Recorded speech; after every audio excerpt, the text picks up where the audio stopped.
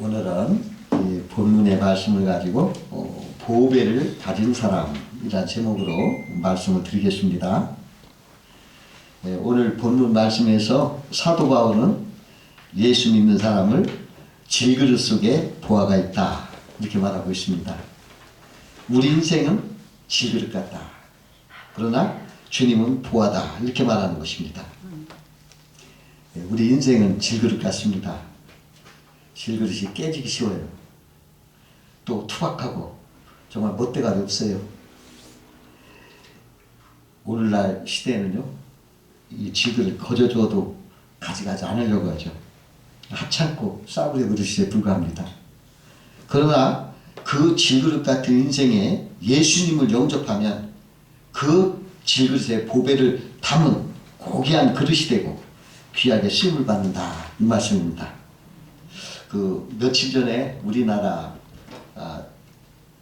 신민준이라는 바둑 기사가 LG대 세계 바둑대회에서 세계 1위 중국의 커제 구단을 누르고 우승을 했어요. 그 신민준 기사는 외모는 좀 왜소해 보이고 또 약해 보이고 사실 보잘것없지만 우승을 하니까 중국이나 우리나라 막 언론이 막 스포트라이트를 비치면서 아주 귀하게 대접을 하는 걸 볼 수가 있습니다. 마치 질그릇 속의 보화처럼 느껴졌어요. 그와 같이 우리 속에 예수 그리스도의 보화가 있다면 위대하고 복된 인생으로 살게 되는 것입니다. 보화가 없으면 그냥 질그릇이에요. 그렇지만 보화가 있다면 엄청난 보석감 같은 존재가 되는 것입니다. 그럼 오늘은 예수 그리스도를 보배로 가질 때 어떤 삶이 되는가 한번 생각하면서 은혜를 나누고자 합니다. 첫 번째로 예수를 보배로 가지면 기쁘고 만족한 사람이 됩니다.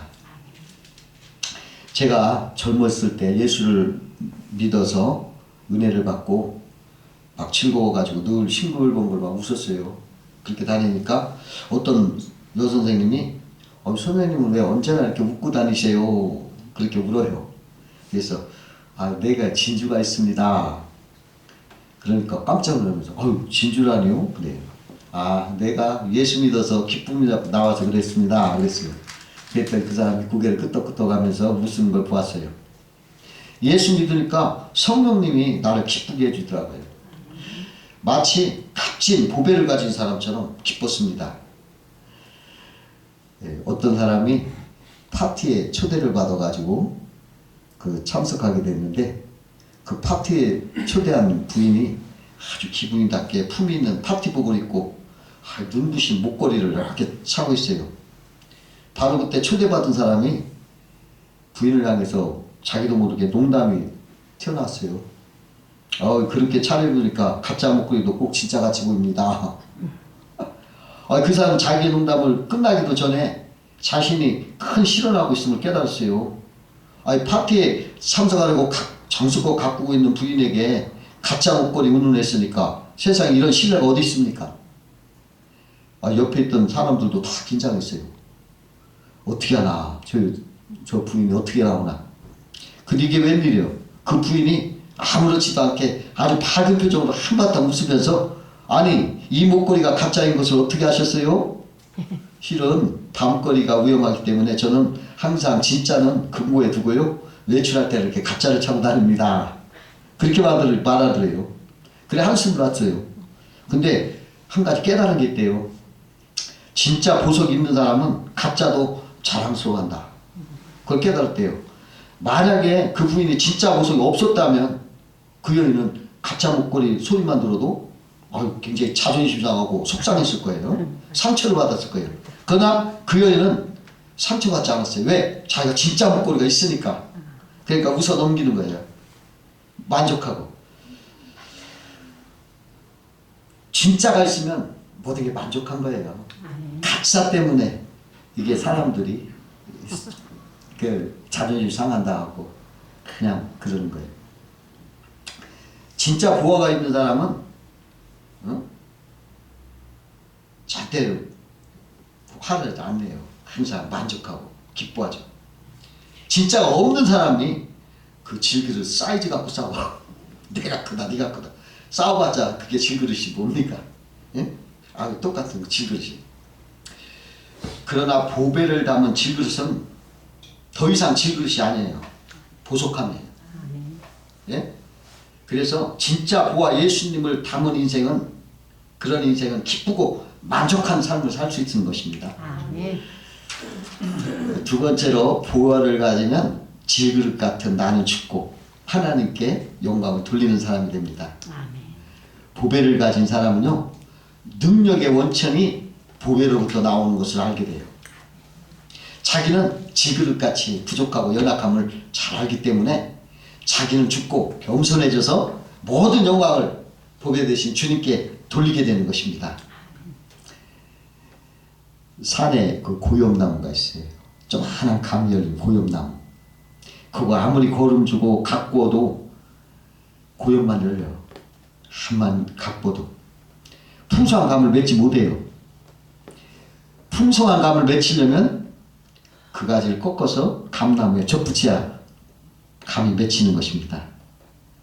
그러므로 질그릇 같은 나는 죽어야 돼요. 꺾어져야 돼요. 그리고 내 속에 계신 보배신 예수께서 사실 때 풍성한 열매를 맺게 되는 것입니다. 갈라디아서 5장 24절 보니까 그리스도 예수의 사람들은 육체와 함께 그 정과 욕심을 십자가에 못 박았느니라.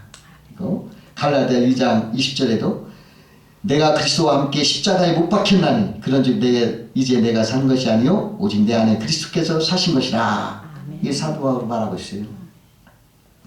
나 질그릇 같은 내가 깨져야 보배 대신 주님이 드러나는 거예요.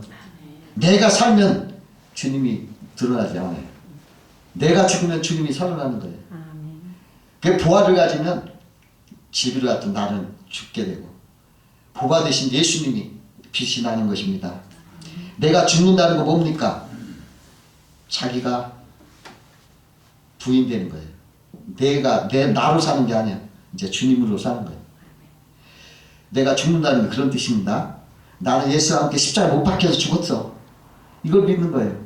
왜? 예수님이 나를 대신 죽었으므로 내가 죽은 거 아닙니까? 그러니까 나는 예수와 함께 죽었어.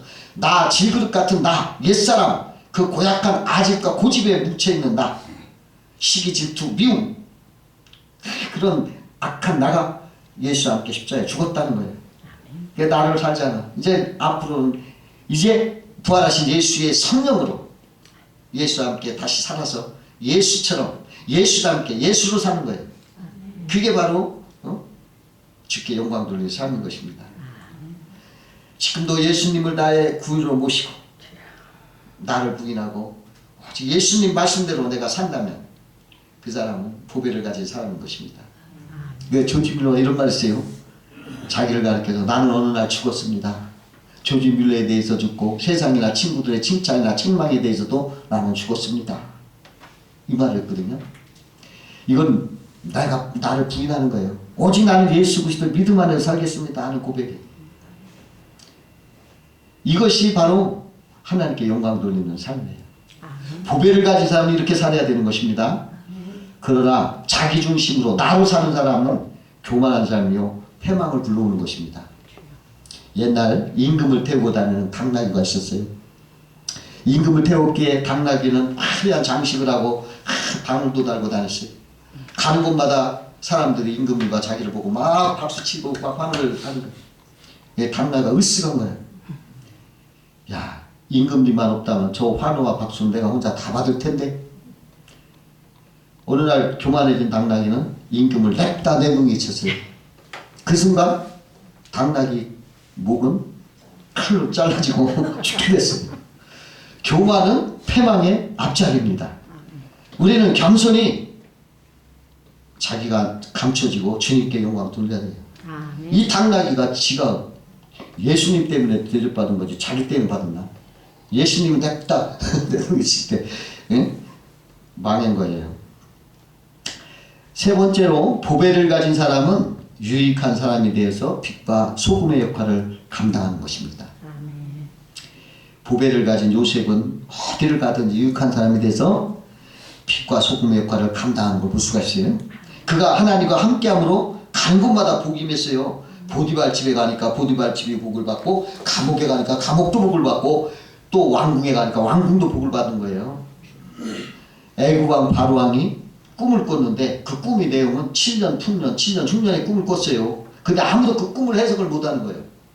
그 큰 나라에 아무도 그걸 해석을 못하는. 근데 요셉이 하나님의 지혜를 받아서 그걸 해석을 합니다. 앞으로 7년간은 풍년이 올 것입니다. 그리고 앞으로 7년은 풍년이 끝나다가 곧바로 7년의 흉년이 옵니다. 그러니까 임금이요, 7년 풍년 때 잘 쌀을 모아놨다가 7년 흉년 때 대비를 하셔야 됩니다. 그러면 우리가 살 수가 있습니다. 이런 말을 해가지고, 그렇게 해가지고 어떻게 됐어요? 7년 풍년에 쌀을 잔뜩 모아놨다가 7년 흉년에 풀어서 다 살게 됐는데, 그 나라뿐만 아니라 온 나라 모든 백성, 모든 민족이 다 살게 됐어요. 결국은 자기 가족까지도 살게 됐어요. 예수 믿어서 복을 가진 사람은 이렇게 빛과 소금의 역할을 감당하고 유익을 끼치는 사람이에요. 그 형들이 자기를 팔아버린 걸, 잘못한 걸 용서를 구하러 왔어요.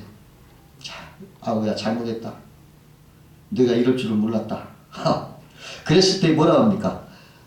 하나님은 당신들의 악을 선으로 바꿔서 만민을 살리셨습니다. 그러면서 용서하고, 내가 당신들 자녀들까지 기르겠으니까 걱정 마십시오. 이렇게 얘기하는 걸 볼 수가 있어요. 이 보배를 가진 사람은 사람들에게 유익을 끼치고 빛과 소금의 역할을 감당하는 거예요. 사도 바울도 예수 보배를 가졌기에 유라굴라 광풍 속에서도 천사의 음성을 듣고서 배 안에 모든 사람에게 안심을 가고, 당신들 한 사람도 죽을 사람 없으니까 걱정하지 마라 하면서 다 먹이고, 멜리데 성으로 무사히 상륙시켜가지고 거기에서 또 병도 고치고, 또 멜리데 사람들에게 기적을 행해서 먹을 것 쓸 것 계속 공급받게 하고 풍족히 공급받아서 목적지로 돌아가게 할 수 있어요. 예수 믿는 사람은 이 세상에 꼭 필요하고 빛과 소금의 역할을 행하는 사람인 것입니다. 그 옛날 비슷한 시기에 노벨 평화상을 받은 두 사람이 있었는데요. 그 중 한 사람은 그 예수 잘 믿는 슈바이처 박사가 있었고, 또 무신호자 알베르토 까미라는 철학자가 있었어요. 두 사람 거의 동시에 받았어요. 그 슈바이처 박사는 백인들이 흑인들을 학대하는 걸 속죄하는 의미에서 토인들을 찾아가서 위로하고 병든 자를 치료해주고 문둥병을 쌈에 고쳐주는 하다가 이 노벨상을 받게 되니까 그 돈으로 불쌍한 사람들 위해서 병원을 짓고 약을 사다 치료해 줬어요. 그래가지고 20세기의 태양이라는 영광스러운 명칭을 얻었습니다. 그러나 무신론자 실존주의자 알베르 까미는요, 노벨상 탄 돈으로 뭐 했냐면 자기 고급 별장을 줬어요. 그리고서 거기서 신나게 놀다가 차를 몰고 가다가 거기서 즉사를 하고 교통사고 나서 죽고 말았던 것입니다. 남을 위해서 예수 믿는 그 사람은 이렇게 희생을 하면서 영광스러운 이름을 남겼지만은 자기만 위해서 사는 어떤 불신론자는 정반대의 결과를 얻었던 것입니다. 어떤 독실한 성도가 한 분이 있었는데, 그분이 이렇게 친구 채무를 보증서서 이것이 채권자의 독촉을 받게 됐어요. 그래서 이 성도가 알겠습니다, 내가 집을 팔아서 갚겠습니다, 이렇게 선언을 하고 자기 집을 팔았어요. 그러고서 그걸 갚고 난 다음에 남은 돈으로 세금정에다가 집을 하나 샀다고 합니다. 근데 조그마한 집을 샀는데 세금정에 호텔이 들어섰대요. 그래가지고 크게 거기가 땅값 올라가지고서 그 성도가 친구에게 이렇게 말했어요. 이곳 땅을 팔면 전에 살던 집 세 채를 사고도 남는다네. 전화위복이 됐어요. 아멘. 하나님이 선으로 갚아주셨어요. 아멘. 남에게 유익을 끼치면 반드시 복을 받게 하시는 거예요, 하나님. 아멘. 네 번째로 보배를 가지면 큰 능력을 부여받는 사람이 됩니다. 그 모세가 80세 노인에다가 미디안 광에서 목동하던 비천한 사람이에요. 그 노인에 불과했던 그런 사람인데, 그 사람에게 하나님이 함께하니까 그가 보배를 가지니까 그가 애국 바로왕을 찾아가가지고요 10가지 기적을 통해서 바로왕을 굴복시켜요. 그리고 이스라엘 백성을 인도해서 이끌어내는 능력을 발휘했어요. 아멘. 보배를 가지고 큰 능력을 받는 것입니다. 아멘.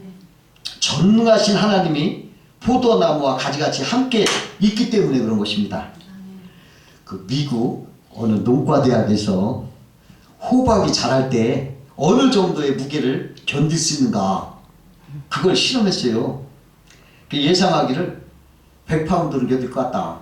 100파운드 1파운드 500g이니까 100파운드는 50kg라면 한 50kg 그건 아니야. 한 500파운드는 견딜 것 같아. 500파운드 이렇게 해서 250kg 250kg 뭐 쌀 10가마 뭐 그 정도 좀 안 되겠죠. 아니 그만큼 건들 것이다 이렇게 예상을 했어요. 그래가지고 실험을 해봤어요. 정교한 실험 장치를 꾸미고 나서 실험을 했는데요. 뜻밖의 예상을 뛰어넘어서 호박은 1000파운드, 2000파운드를 지나서 무려 5000파운드를 견뎠어요. 이 5000파운드 무게가 거의 자동차 한 대 값 무게예요. 2.5톤 자동차 한 대 무게. 한낱 들풀에 불과한 호박줄기에 붙어 있어도 호박이 한낱 들풀인 호박줄기에 붙어 있어도 자동차 한 대 무게만 2.5톤의 무게를 견디더라는 거예요. 그런데 말이죠. 전능하신 천지를 창조하신 하나님께 붙어 있으면 큰 산도 견딜 수 있다는 거예요. 그 증거예요.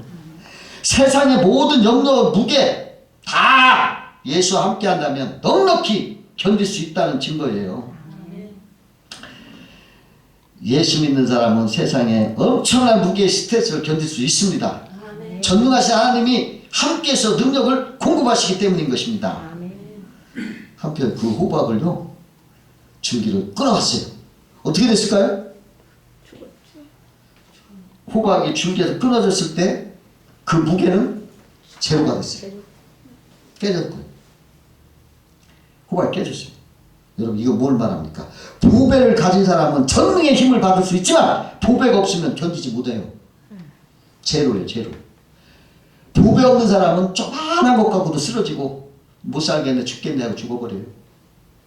그러나 보배가 있는 사람 예수 그리스도에 붙은 사람은 조그만한 게 아니라 큰 산이 와서 붙여도 끄떡없어. 아멘. 버텨. 아멘. 오늘 본문에 보세요. 우겨쌈을 사방에 우겨쌈을 하고 이긴다고 하잖아요. 아멘. 거꾸로 틀어도 이긴다고 하잖아요. 예수 믿으면 예수의 능력이 함께하는 거예요. 그냥 전능의 힘이 오는 거예요. 그래가지고 견디는 거예요. 걱정하지 마세요. 아멘. 전능의 힘을 받는 여러분 되시는 걸 믿으시기 바랍니다. 아멘. 미국의 WP 니콜슨 목사님이 에딘베르에 가서 전기치료를 받았다고 합니다. 의사는 그를 의자에 앉혀놓고 신문을 읽고 있었어요. 얼마 동안 기다리며 니콜슨 목사가 언제 치료가 시작됩니까? 그렇게 물었어요. 그러니까 의사는 당신은 지금 치료 중입니다. 대답해요. 그러나 나는 지금 아무것도 느낄 수 없군요. 니콜슨 목사가 대답하니까 그러자 의사는 몇 개의 전등이 달린 판을 꺼내서 그의 가슴에 탁 놓으니까 그 등이 빛이 확 비치는 거예요. 그래서 의사가 말하기를 니콜슨 씨 당신의 몸에는 거리에 전차를 움직일 수 있을 정도의 전기가 흐르고 있습니다. 당신은 다른 것과 절연이 되어 있기 때문에 그것을 느끼지 못할 뿐입니다. 그러니까 왜 고압선 전기줄에 살들이 앉아있는 것은요 절연돼 있잖아요. 다른 거랑 붙어 있지 않잖아요. 그래서 견디는 거예요. 모르는 거예요. 만약에 그런 고압선에 앉아가지고 다른 걸 만졌으면 전기가 통해서 나는 박살 나는 거예요. 타고지는 거 없어지는 거예요. 제가 되는 거예요. 이 사람이 그냥 절연이 됐기 때문에 전차가 움직일 만한 강력한 전기가 흘러도 느끼지 못했다는 거예요. 우리 안에 전능하신 하나님의 능력이 흐르고 있는데도 우리는 부르심을 받지 않았기 때문에 그 사실을 인식하지 못하고 있는 것입니다. 그러나 언제든지 필요하면 능력이 나타나게 됩니다. 이미 그 능력이 있기 때문입니다. 여러분 보배를 가진 사람은 하나님의 엄청난 능력이 내재된 존귀하고 유익한 사람인 것입니다. 아멘. 여러분들도 이런 보배를 가졌으니 이 보배로 영광을 찾고 기쁘고 즐겁게 사시기를 주의 이름으로 축원합니다. 아멘. 기도하겠습니다.